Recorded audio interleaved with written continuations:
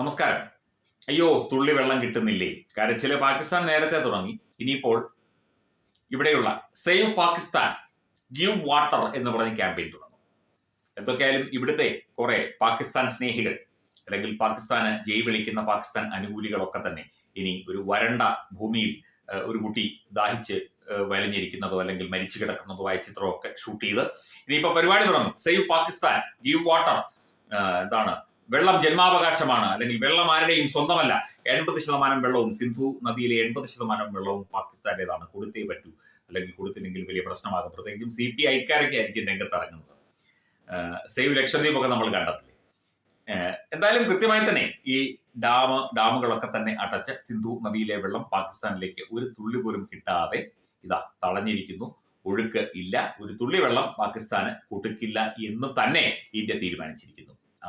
സിന്ധു നദിയുടെ ഡാം അടച്ചുപൂട്ടപ്പെട്ട, ഷട്ടറുകൾ അടച്ചുപൂട്ടപ്പെട്ട ഡാമിന്റെ ദൃശ്യങ്ങൾ സഹിതം ഇപ്പോൾ സമൂഹ മാധ്യമത്തിലൂടെ പുറത്തു വന്നിട്ടുണ്ട്.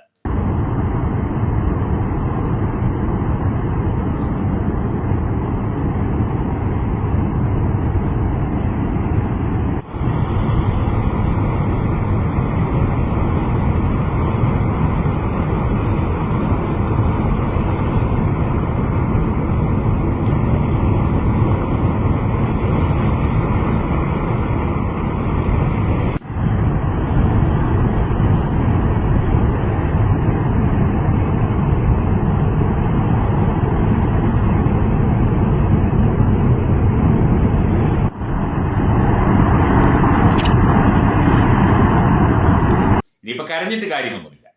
പിന്നെ ഈ ഷിംല ട്രീറ്റിയൊക്കെ നിർത്തുകയാണെങ്കിൽ, അല്ലെങ്കിൽ ഷിംല കരാറൊക്കെ റദ്ദാക്കുകയാണെങ്കിൽ നമുക്കൊന്നും നഷ്ടപ്പെടാനൊന്നുമില്ല എന്നുള്ള കാര്യം പാകിസ്ഥാനും അറിയാം, നമുക്കും അറിയാം.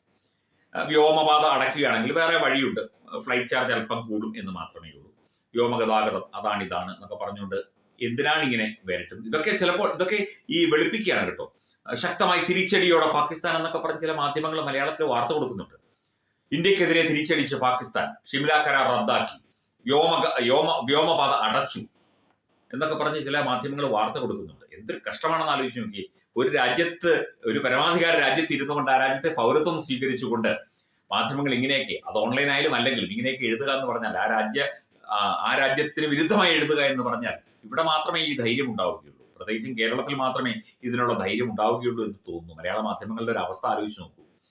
ഇനി നേരത്തെ പറഞ്ഞതുപോലെ തന്നെ പാകിസ്ഥാനെ രക്ഷിക്കൂ, കുടിവെള്ളം കൊടുക്കൂ, കുട്ടികളുടെ ജീവൻ അപകടത്തിലാണ് എന്നൊക്കെ പറഞ്ഞ് കരയാനായിട്ട് ഒരുപാട് പേരുണ്ടാകും.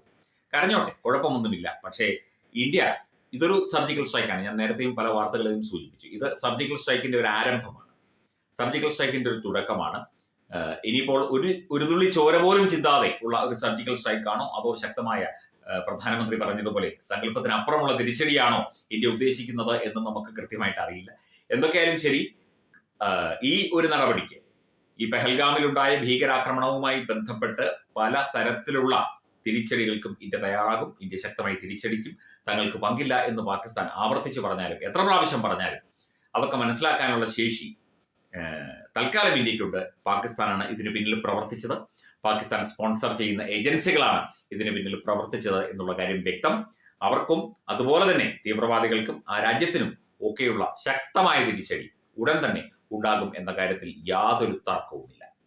Partner Edubix online executive education, focus physiotherapy centre Pattom, Unnat engineering Gujarat, തീർത്ഥയാത്ര.com, iron build Gujarat, PRS hospital Killipalam Thiruvananthapuram. 5 തലമുറകളായി നിങ്ങൾക്കൊപ്പം. തുമ്പമൺ ശ്രീ വടക്കുംനാഥൻ ക്ഷേത്രം, അമ്പലക്കടവ്, പത്തനംതിട്ട. ശ്രീമദ് സ്കന്ദപുരാണ മഹാസത്രം 2025 മെയ് 11 മുതൽ 18 വരെ. ബ്രഹ്മശ്രീ മുംബൈ ചന്ദ്രശേഖര ശർമ്മയുടെ മുഖ്യ കാർമ്മികത്വത്തിൽ മഹാഗണപതി ഹോമം, സ്കന്ദപുരാണ പാരായണം, മഹത് പ്രഭാഷണങ്ങൾ, പൂജഹോമാദികൾ, കലാസാംസ്കാരിക പരിപാടികൾ.